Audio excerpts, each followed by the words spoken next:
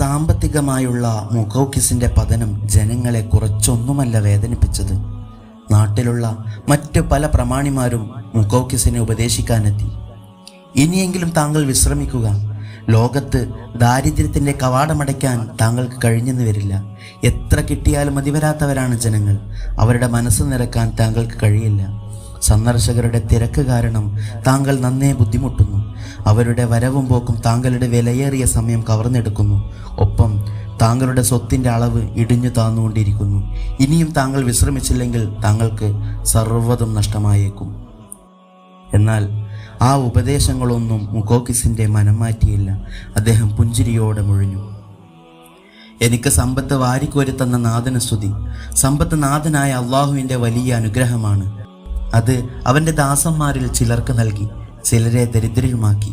സമ്പത്ത് അമാനത്താണ്. അത് എത്തിക്കേണ്ടവരിലേക്ക് എത്തിക്കേണ്ടത് ഉള്ളവരുടെ ഉത്തരവാദിത്തമാണ്. നാഥന്റെ ധനം അവൻ്റെ ദരിദ്രരായ ദാസന്മാരിലേക്ക് ഭാഗിക്കുന്നതിന് നാം എന്തിനു മടിക്കണം? കാരണം ധനം അത് അർഹതപ്പെട്ടവരിലേക്ക് എത്തിക്കേണ്ട കടമ മാത്രമാണല്ലോ നമ്മെ ഏൽപ്പിക്കപ്പെട്ടിട്ടുള്ളത്. ഒന്ന് നിർത്തിയിട്ട് മുഖൗക്കിസ് തുടർന്നു. വിതക്കുകയും തിന്നുകയും ചെയ്യുന്നവനാണല്ലോ ഭാഗ്യവാൻ. പ്രവാചകൻ മൂസാ നബി അലൈഹിസ്സലാം ഹാറൂനെ ഉപദേശിച്ചത് നിങ്ങൾ കേട്ടിട്ടില്ലേ? അള്ളാഹു നിനക്ക് അനുഗ്രഹം ചെയ്തിട്ടുള്ളതുപോലെ നീയും നന്മ ചെയ്യുക. സമ്പത്തുകൊണ്ട് നീ ലാഭം ഇച്ഛിക്കുന്നുവെങ്കിൽ അള്ളാഹു നിന്നോട് എപ്രകാരം ഔദാര്യവാനായിരുന്നുവോ അപ്രകാരം നീയും മനുഷ്യരോട് ഔദാര്യം കാട്ടുക. പക്ഷേ മൂസാ നബി അലൈഹി സ്വലാത്തു വസ്സലാമിൻ്റെ വാക്ക് മുഖവിലയ്ക്ക് പോലും എടുക്കാത്ത ഹാറൂനെ ഭൂമി വിഴുങ്ങിക്കളഞ്ഞ ചരിത്രം നിങ്ങൾക്കറിയില്ലേ? ദാനം വിപത്തിനെ തടയും, ഒപ്പം സമ്പത്തിനെ അത് ചുരുക്കുകയുമില്ല. മുഖൗക്കിസ്, താങ്കൾ എന്താണ് ഈ പറയുന്നത്? ദാനം സമ്പത്തിനെ ചുരുക്കുകയില്ലെങ്കിൽ ബനു ഇസ്രായേലിലെ ഏറ്റവും വലിയ ധനാഢ്യനായ താങ്കളുടെ സമ്പത്ത് ഇത്ര കണ്ട് കുറഞ്ഞു പോയതോ? സുഹൃത്തുക്കൾ ചോദിച്ചു. മുഖൗക്കിസ് പുഞ്ചിരി തൂങ്ങി. അത് റബ്ബിൻ്റെ പ്രത്യേക പരീക്ഷണമാണെന്ന് ഞാൻ വിശ്വസിക്കുന്നു. അള്ളാഹു അവൻ്റെ ഇഷ്ടദാസന്മാരെ പരീക്ഷിക്കുമെന്ന് നിങ്ങൾ കേട്ടിട്ടില്ലേ? മുഖൗക്കിസിൻ്റെ വാക്കുകൾ അദ്ദേഹത്തിൻ്റെ ഗുണകാംക്ഷികൾക്ക് തീരെ പിടിച്ചില്ല.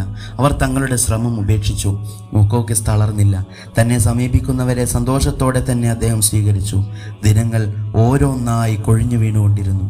ഭാര്യ മൈമൂന ഒരു ദിവസം മുഖൗക്കിസിനെ സമീപിച്ചുകൊണ്ട് പറഞ്ഞു, ഞാൻ ഇന്നലെ ഒരു സ്വപ്നം കണ്ടു. ഒരു ഭീകര സ്വപ്നം. അതെന്നെ വല്ലാതെ ഭയപ്പെടുത്തുന്നു. എന്താണ് ആ സ്വപ്നം? പറയൂ. മുഖൗക്കിസിന് ആകാംക്ഷയായി.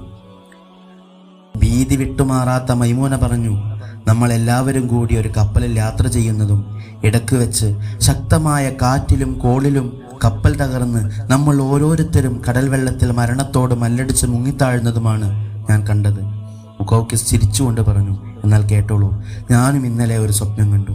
ഞാനൊരു നാട്ടിലെ രാജാവായി സിംഹാസനത്തിലിരിക്കുന്നു. അത്ഭുതം തന്നെ. ഇതെല്ലാം കേട്ടുകൊണ്ടിരിക്കുന്ന മഹ്മൂദാണ് പറഞ്ഞത്. എന്താണ്? ചോദ്യഭാവത്തിൽ മുഖൗക്കിസ് മഹ്മൂദിനെ നോക്കി. ഞാനും കണ്ടിരുന്നു പിതാവേ ഒരു സ്വപ്നം. അതെയോ? എന്തായിരുന്നു? മുഖൗക്കിസിന് ജിജ്ഞാസയായി. ഞാനും ഫസലും അങ്ങയുടെ ഭടന്മാരായി നടക്കുന്നതായിട്ടാണ് ഞാൻ കണ്ടത്. സർവസ്തുതിയും അള്ളാഹുവിന്. മുഖൗക്കിസ് നാഥനെ സ്തുതിച്ചു. മുഖൗക്കിസ് തുടർന്നു, നാഥൻ നമ്മെ വലിയൊരു പരീക്ഷണത്തിന് വിധേയരാക്കാൻ പോകുന്നുവെന്ന് എൻ്റെ മനസ്സ് മുദ്രിക്കുന്നു. നാഥ, നിന്റെ പരീക്ഷണത്തിൽ വിജയിക്കാൻ ഞങ്ങൾക്ക് തൗഫീക്ക് നൽകണേ. മുഖൗക്കിസ് ഉള്ളു തുറന്ന് പ്രാർത്ഥിച്ചു.